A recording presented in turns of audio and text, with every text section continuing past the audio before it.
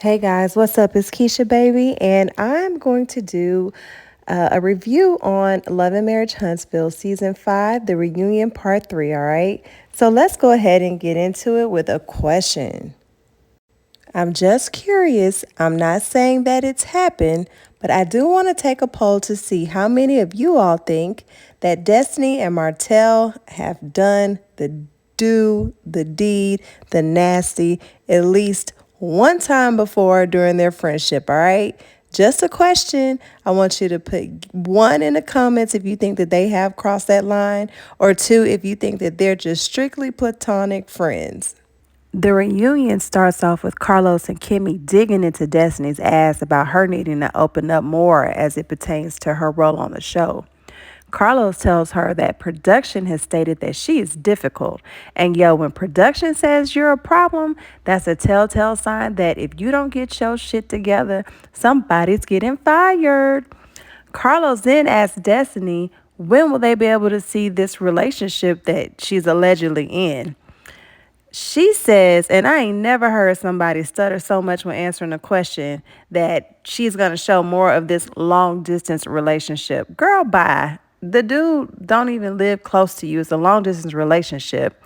We're not about to see much of anything because I don't even think that she's in a real relationship. She may be casually dating somebody or casually seeing somebody, but based on her body language, the way that she was stuttering, she looked nervous.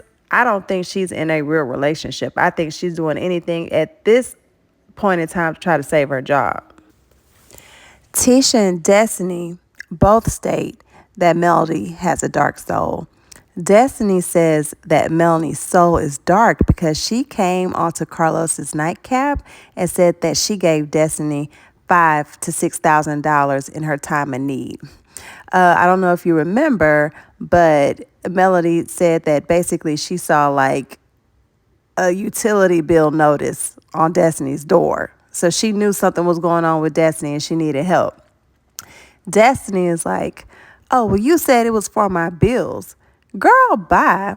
It was for something that you needed. What's the difference? It may not have been for a particular bill, but it was definitely for a need.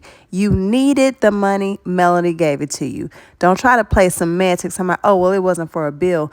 You got $5,000 to $6,000 from another female. You needed the money. It is what it is. Doesn't matter what it's for. You needed it. Now, I do think Melody's beef primarily with Destiny is the fact that Destiny is very chummy and a little too friendly with Martell. I do not think that Melody likes that, and I don't think Melody is ever going to own up to that's what the real deal is, okay? Destiny then told Melody at the reunion that she hacked Martell's phone. And the reason why she brought that up is because Melody told her, you calling Martell at 1 and 5 o'clock in the morning. Yo, what is that about? Now, let's go ahead and talk about that. Martell told Melody, when I get a phone call, it's rolling over to your phone and your voicemail is popping up. That's how I was able to tell that you hacked my phone. Melody is telling Martell, no, you hacked my phone and you must have did it incorrectly, which is why it's picking up on my voicemail. Hey, babes, I want to know what you think. I think Melody hacked Martell's phone. Do you all think that Martell hacked Melody's phone or Melody hacked Martell's phone? Drop a comment. Leave a 1 if you think that Melody hacked Martell's phone. Drop a 2 if you think that Martell hacked Melanie's phone. What you think, guys? Carlos then asked Melanie and Martell why they can no longer co-parent. Martell says that he doesn't want any men babysitting his kids, and that includes their uncle, who happens to be Melanie's brother. Martell says, they weren't raised with each other. They met when they were teenagers. Carlos asked, do you have a problem with her brother watching the kids because he's gay? Martell's like, absolutely not. He was like, I just don't want any men watching my kids or 20 plus people. So Martell's basically like, well, Melody didn't meet her brother to since they were teenagers. All right, Martell, ain't nobody young. Everybody grown. You act like she just met this dude like 2 months ago. How long ago was that her and her brother reunited? You know what I'm saying? And that's family. That's close family. That's her brother. So you can't control every little thing. And it seems like Martell wants to control every little thing that Melody does with the kids. That's not fair because she's grown and competent. You know what I'm saying? Just like you. So Melanie tells him that the kids have only spent the night with her mother and her aunt. Her brothers kept them overnight at Mel's house one time, and that was for 2 nights. So she's like, I don't know where you getting this from that my kids are being watched by every single body. So because Martell doesn't agree with the few people watching the kids, that she's had watch them, he is requesting for full custody.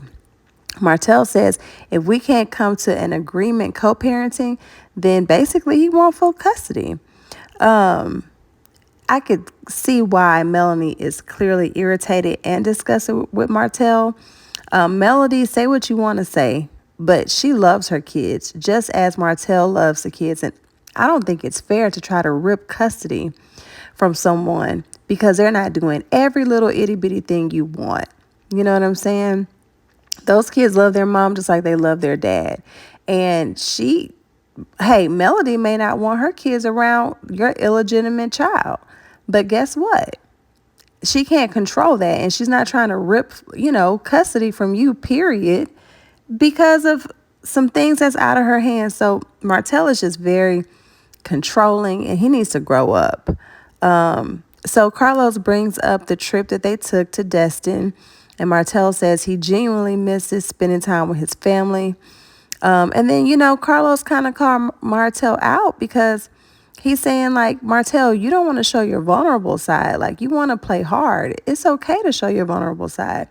He brings up the fact Melody is family. And because she's family and because she has your kids, it's okay to say that you miss her. It's okay that you miss the family dynamic that you all once had. And, Melody started to tear up. Martell was holding back tears. I believe they both miss each other and they both have love for each other. But it's just too much damage. The damage has been done. And I don't think Melody would ever go back to Martell for the simple fact that he has another child from another woman. I don't think that's something that she'll ever truly forgive him for. And it's funny, I said that because Martell tells Melody, you never forgive people for anything that they do. You don't forgive nobody. Martell's like, I forgive all the time. You don't forgive nobody for nothing that they do. But yeah, I don't think they'll ever be a couple again, ever. So next they introduced Lewis and Tiffany. By the way, I don't like Tiffany. I don't like her attitude. Carlos called them out, basically stating that everybody called them the fake couple. Yeah, I don't get a good vibe from them. Really don't care about them being on the show. And let me say this. They were definitely the most soulful couple up there on the panel. Now, Tiffany, she's 4 months pregnant. She did announce that on the show. She was cute and all, but just them together, they look soulful as a couple. That's just my opinion. But anyway, y'all, what couple says that they agreed to prioritize work first?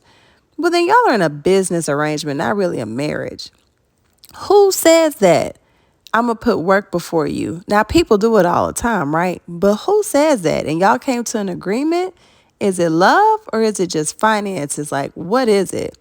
Then Lewis is on the stage, high capping, talking about, him and his wife get it in all the time. Man, did y'all see the faces of the other couples? Like, really, Negro? That's what we gonna say today? Really? Yo, Lewis, you up there beating on shit, excuse my French, you up there beating on shit talking about how sexually frustrated you are. And then you're going to say, oh, no, I was just talking about, I was frustrated because I didn't get sex for a week. Boy, bye. Okay. Anyways, congratulations to Tiffany on her baby. And yeah, I don't really care about them. I don't care if they come back on the show or not. I really don't. They close this reunion out with Carlos thanking Kimmy for sharing her story. He also lets us know that he lost a mother due to breast cancer. And, there wasn't a dry eye on the panel.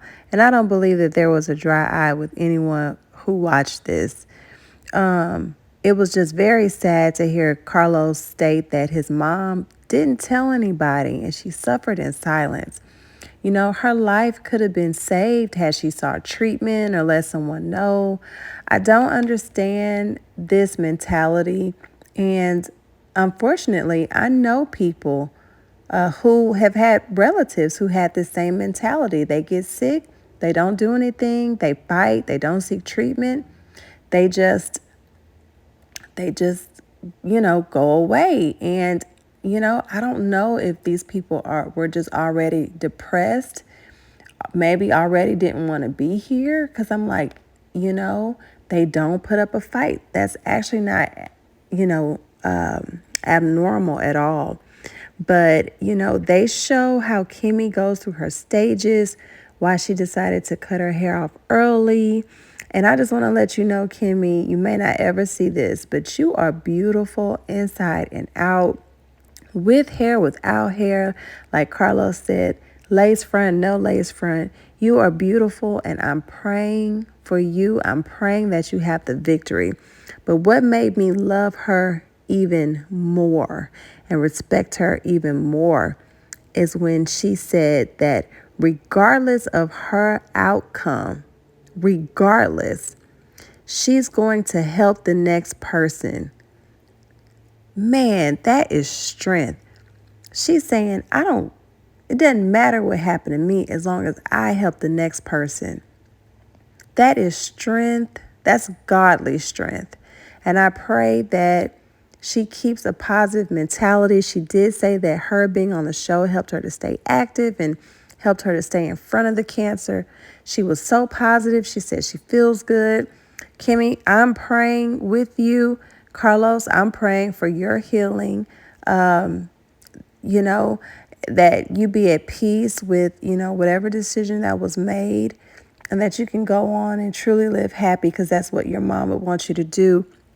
And ladies, I'm telling you, if you don't have health insurance, try to get some government assistance, Medicaid or something.